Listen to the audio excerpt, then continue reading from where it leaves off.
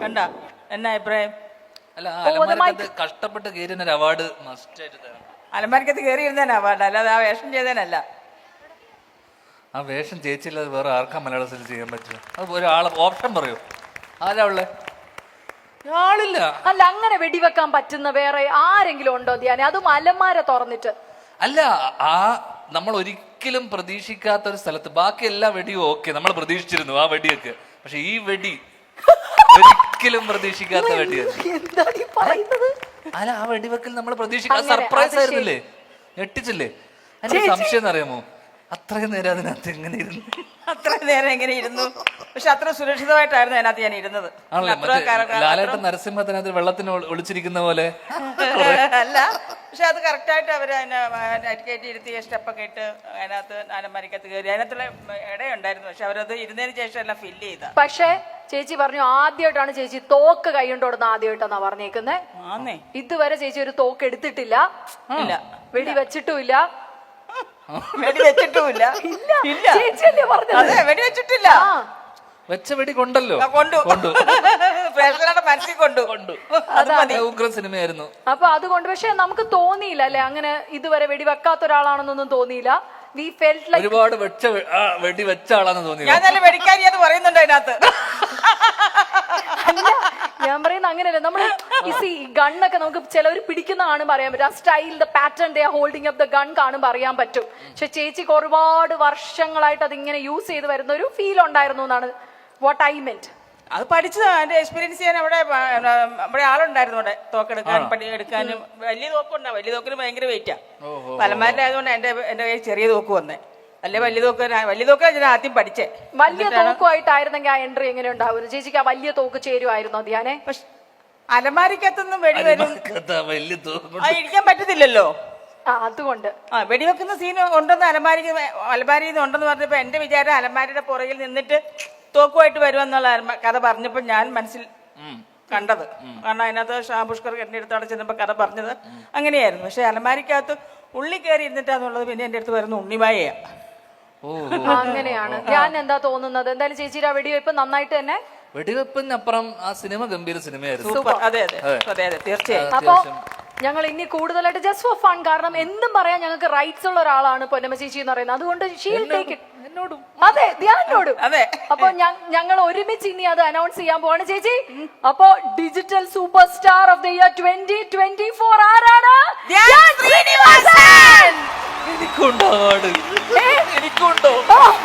ധ്യാനാണ് ഞങ്ങളുടെ digital super star of the year 2024.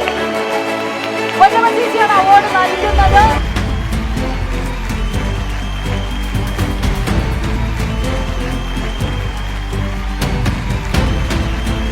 ആദ്യമായിട്ടാണ് ശരിക്കും പറഞ്ഞാൽ എത്ര സിനിമകൾ, മാക്സിമം നമ്പർ ഓഫ് സിനിമാസ് ഇപ്പൊ മലയാളത്തിൽ ചെയ്തുകൊണ്ടിരിക്കുന്ന ഒരു ആക്ടറാണ് ധ്യാൻ ശ്രീനിവാസൻ എന്ന് പറയുന്നത്. മമ്മൂക്കയുടെ 86 നമ്പർ വരെ കടത്തി വെട്ടിയാണെന്നാണ് ഇപ്പൊ ഞാൻ അറിഞ്ഞേക്കുന്നത്.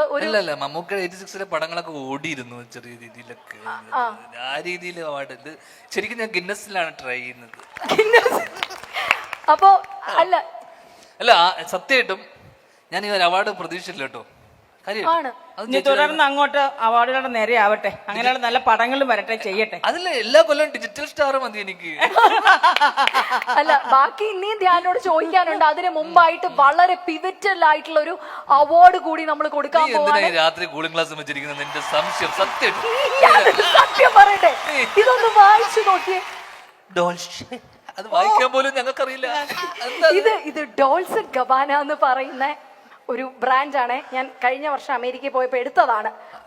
രണ്ട് കാര്യങ്ങൾ കമ്മ്യൂണിക്കേറ്റ് ആയി. ഒന്ന്, അവൾ അമേരിക്കയിൽ പോയിട്ടുണ്ടെന്നുള്ള കാര്യവും. ഇനി ഈ പ്രോഗ്രാമിൽ തന്നെ ഏറ്റവും ഇമ്പോർട്ടന്റ് ആയിട്ടുള്ള അവാർഡാണ് നമ്മൾ അനൗൺസ് ചെയ്യാൻ പോകുന്നത്. അത് എന്റെ അവാർഡായിരുന്നില്ലേ? ഇതിന്റെ മോളൊരു അവാർഡുണ്ടോ? അങ്ങനെയല്ല, വീഡിയോ നമ്മൾ കണ്ടു കഴിഞ്ഞിട്ട് അത് ഞാൻ പറയുള്ളൂ. ഇപ്പൊ എന്നെ പറയാൻ അനുവദിക്കരുത് പ്ലീസ്. Okay, ready? എന്ത് വീഡിയോ അത്? എന്തുകൊണ്ടായിരിക്കും നമ്മുടെ ലാലേട്ടനെ നജീബായിട്ട് പരിഗണിക്കാതിരുന്നത് ബ്ലസി സർ? ആവശ്യമില്ലാത്ത കാര്യം ചോദിക്കണ്ട. ശൂന്യാകാശത്തെ പ്രണയിച്ച ഒരു പെൺകുട്ടി. റിയാസ് ആണാണോ പെണ്ണാണോ എന്നാണ് ഇതിലിവിടെ പഠിക്കുമായിരുന്നു ശരിക്കും ക്ലാസ്സിൽ. കല്യാണം കഴിഞ്ഞതൊന്നും അറിയാതെ മെസ്സേജ് ചെയ്യുന്ന പെൺകുട്ടികളൊക്കെ ഉണ്ട് അർജുനെ. റോബിന് ദിൽഷനെ കല്യാണം കഴിക്കാൻ ഇഷ്ടമാണോ? ഒരു ആണിനെ കല്യാണം കഴിക്കുവോ ജാസ്മിൻ എപ്പോഴും? ദിൽഷ കല്യാണം കഴിക്കുകയാണെങ്കിൽ റോബിനെ കൺസിഡർ ചെയ്യോ? ഒരു പെൺകുട്ടീനെ കല്യാണം കഴിക്കോ? ബഹിരാകാശ സഞ്ചാരികളെക്കാൾ കൂടുതൽ തവണ ആകാശങ്ങളിലേക്ക് പറന്നുയരാനും വട്ടമിട്ട് പറക്കാനും ഏറെ ഇഷ്ടമാണ് ഈ പെൺകുട്ടിക്ക്. ഞങ്ങളുടെ ഈ ഏജിലുള്ള കല്യാണം കഴിക്കുന്നവരോട് സാറിന് ഒരു അഡ്വൈസ് തരാൻ പറഞ്ഞ സാർ എന്തായിരിക്കും തരിക? ഇപ്പൊ എന്റെ അടുത്താണെങ്കിലും നിങ്ങളെപ്പോലുള്ള കുട്ടികളോട് കല്യാണം കഴിക്കേണ്ടതേ ഞാൻ പറയുള്ളൂ.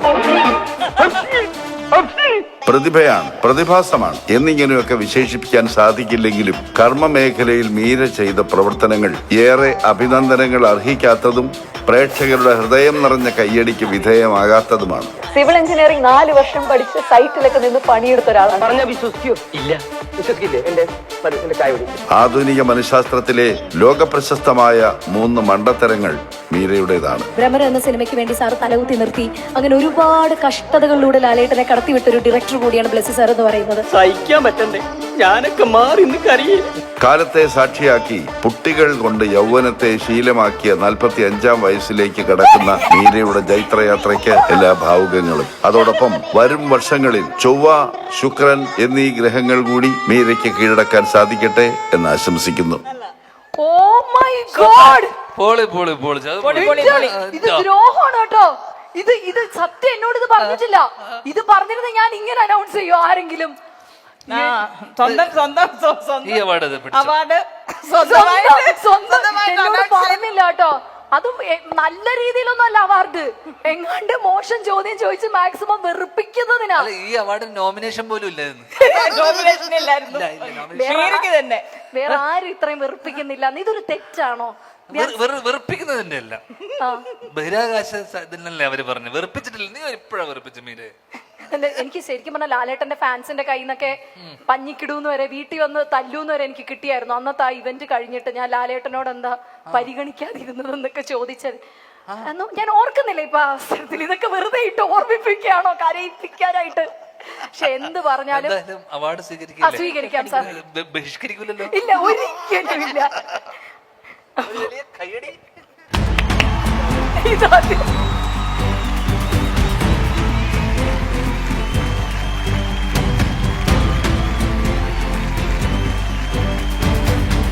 ടെലിവിഷൻ അവതാരകമാരിൽ പ്രധാനികളായ ആളാണ് മീര അനിൽ. റിയാലിറ്റി ഷോയ്ക്ക് പുറമെ മറ്റ് ഷോകളിലും അവതാരകയെ മീര എത്താറുണ്ട്. യൂട്യൂബ് ചാനലിലൂടെയും വിശേഷങ്ങൾ പങ്കുവയ്ക്കാറുണ്ട് മീരയുടെ വീഡിയോകളിലൂടെ ഭർത്താവ് വിഷ്ണു പ്രേക്ഷകർക്ക് പരിചിതനാണ്. മാട്രിമോണിയൽ സൈറ്റിലൂടെയാണ് ഇരുവരും കണ്ടുമുട്ടിയത്. നിരവധി ഇന്റർവ്യൂകളിലാണ് മീര നമുക്ക് മുന്നിലേക്ക് എത്തിയിട്ടുള്ളത്. വോഡഫോൺ കോമഡി സ്റ്റാർസിന്റെ അവതാരകയായിട്ടാണ് ആദ്യം നമുക്ക് മുന്നിലേക്ക് മീര എത്തുന്നത്. പിന്നീട് ഒരുപാട് നടന്മാരുടെയും നടിമാരുടെയും പ്രൊമോഷൻസിലും അങ്ങനെയെല്ലാം അവാർഡ് നൈറ്റുകളിലും തുടങ്ങിയ കാര്യങ്ങളിലെല്ലാം മീര അവതാരകയെത്തിയിട്ടുണ്ട്. മൈൽസ്റ്റോൺ മേക്കേഴ്സുമായി ഒന്നിച്ചാണ് മീര ഏറ്റവും അധികം ഇന്റർവ്യൂകൾ ചെയ്തിട്ടുള്ളത് എന്ന് പറയാം. പോപ്പുലർ ഇന്റർവ്യൂവറും മീര തന്നെയാണ്. മൈൽസ്റ്റോൺ മേക്കേഴ്സിന്റെ ഡിജിറ്റൽ സൂപ്പർ സ്റ്റാർസ് അവാർഡ് നൈറ്റിൽ മീര കൂളിംഗ് ഗ്ലാസ് വെച്ചാണ് വന്നത്. ആ ദിവസത്തെ മീരയുടെ ലുക്കിനെ വിമർശിച്ചുകൊണ്ടും പരിഹസിച്ചുകൊണ്ടും നിരവധി പേരാണ് രംഗത്തെത്തിയത്. എന്തിനാണ് ഈ രാത്രിയും കൂളിംഗ് ഗ്ലാസ് വെച്ച് വന്നിരിക്കുന്നതെന്ന് ധ്യാൻ മീരയോട് ചോദിച്ചിട്ടുണ്ട്. ഈ വീഡിയോ ആണ് ഇപ്പോൾ വൈറലായി മാറുന്നത്.